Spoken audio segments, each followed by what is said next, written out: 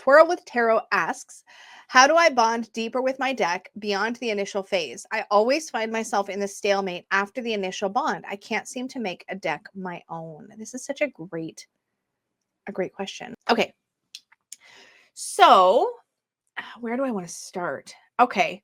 So when I was new to tarot, everybody talked about how the way to bond with a deck is to, like, carry it with you everywhere and like put it under your pillow and stuff. And like I'll be honest, that never really was my thing. Like sometimes I will pick a crystal and it will live with the deck. In fact, my first edition Mons Tarot has a special crystal that still lives in the box.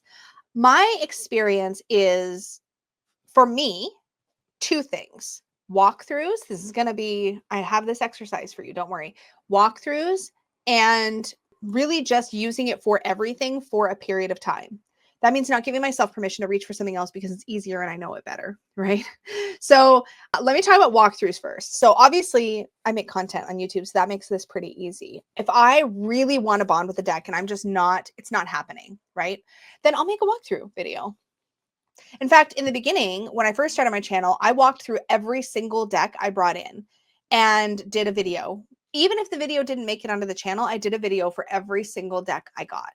And what that did for me is it made me sit and pause and slow down with every single card and really look at it and consider what I see in it. I would look for symbols. I would look for how it lines up with my understanding of what that card means. And I promise I'm not trying to plug, but Twirl, do you have Unlocking the Tarot? Because I have another thought as well that I want to share with you about, that's a great bonding exercise if you do. Anyway, so I would walk through the cards. Now, obviously, if you don't have a YouTube channel or if you're the type of person that doesn't naturally kind of go in and like really like pause and think about whatever, then this can be a little bit challenging. But here's what I would challenge you to do. Get your new deck, first of all. Okay, good. You do have it. Okay, so I'll talk about that next thing in a minute. So get your new deck in order, because here's what happens. We get a new deck and we're all excited. I know we've all done this. Tell me you haven't, right? You get a new deck, you get it out of its plastic and you start like, you do this business, right? You're like, oh my God, oh, that's so cute. Oh, cool. Oh, cute. Oh my God. This is what we do, right? It's really hard because we've got that new pretty excitement going on to slow down. So there's two ways you can do a walkthrough for yourself. You don't have to do this on camera. You don't have to talk it out loud, but you get out a piece of paper, or if you're faster at typing, you get out your laptop or your whatever, and you pull the cards in order and you pause on each card. What do you notice? What jumps out at you? Oh, interesting. So like here's what I noticed in Justice. There's a ladybug on the card and it's got all of these little, hello, can you please focus on the ladybug? Hello? Okay, my camera's not cooperating. Why? Can you not? Fine. Anyways, there's a spiky ladybug here that's like all armored. Like it has little spikes all over it. So I noticed that. So I might write that down. Oh, on the Justice card, there's a spiky ladybug. And I might write what I think that might mean or symbolize. And then go to the next one. Oh, on the 7 of Wands, there's like it looks like maybe a mosquito that might be bugging this guy. What does that mean? And or I might point out, oh man, this 7 of Wands looks a lot like the 9 of Wands, which is something I always look for because it annoys me when it happens. Or I might look at this and go, oh my God, there's a unibunny? Question mark? I have no idea what creature that is. But it's got a unicorn horn. And there's also a flying bunny over here. So like there's things happening with the Queen of Pentacles. Like she's got stuff going on. Or I might be like, oh, the 3 of Swords is crying. How do I feel about that? Do I like that? Or do I not like that? Because I don't like to see too much emotion in my 3 of Swords. Maybe I don't like that. Maybe it feels too emotional for an air card. How do I think about that? So you can go through and basically do a walkthrough for yourself where you go through each card and you might not even write anything down. You might just sit and consider, how does this feel? And another way you can do a walkthrough for yourself is to put the deck in order next to a Rider-Waite-Smith. So you pull out your favorite, assuming that you understand these images and you know these images very well, or you pull a deck you do know really well. For me, in the beginning, that was actually the Osho Zen Tarot I did this with. But you could do it with whatever deck you know really, really well.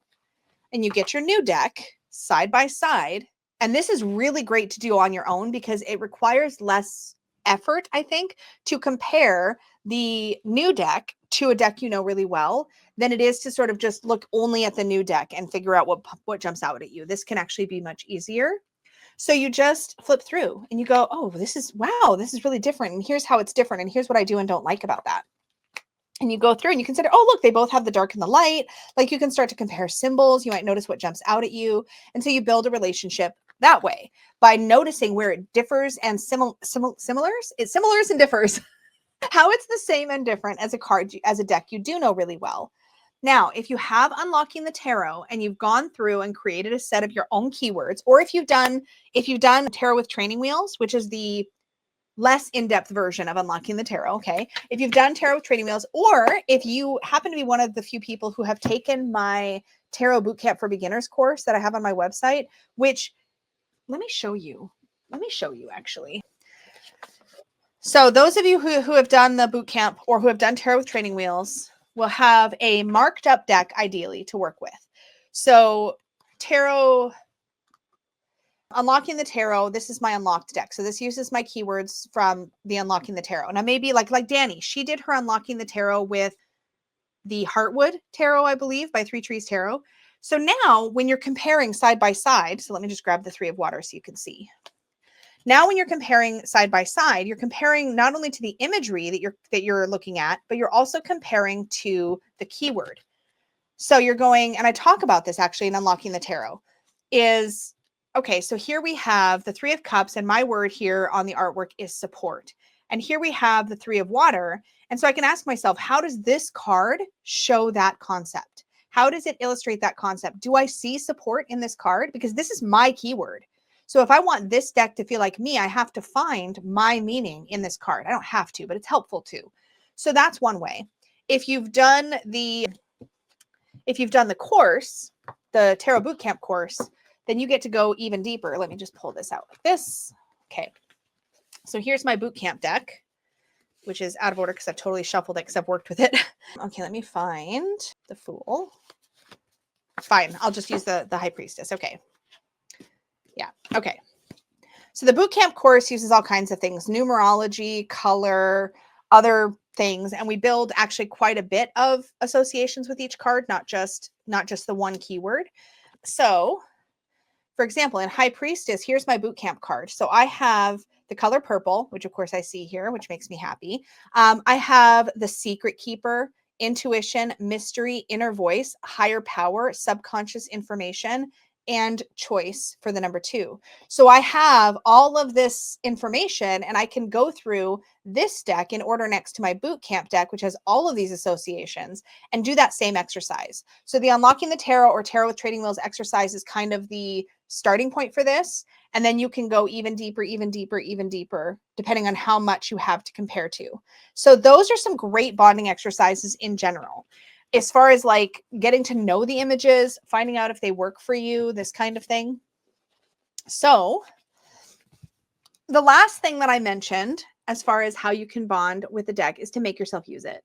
Like, so what I mean by that is I'll pick a deck. I do this actually all the time. I was just working with Lisa Hunt's Fairy Tale Tarot, and I talked about this in my monthly deck reviews. I worked with the Fairy Tale Tarot through most of the month of April, almost exclusively. I think it was April.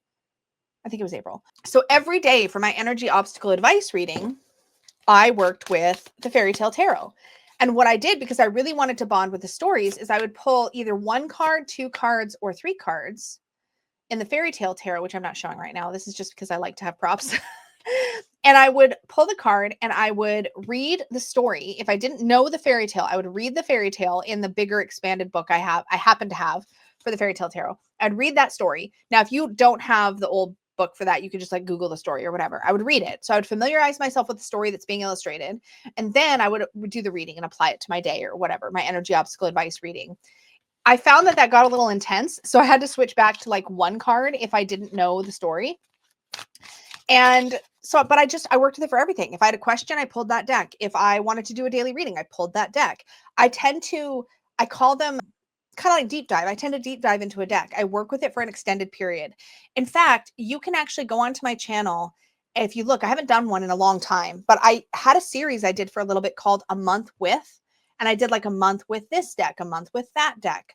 And they were kind of like my own personal deck studies kind of thing. Like I spent an entire month working with mostly just that deck, and I shared my experience in those videos. So if you go look, if you just search maybe A Month With, I don't know if I have a playlist for them, but they might be under my deep dives. There's only a couple. I don't think I stuck with that series for very long, but yeah, if you go look at that, you can see kind of how that process went for me. But that's another thing that you can do if you're trying to bond with a deck. So I know that was a lot.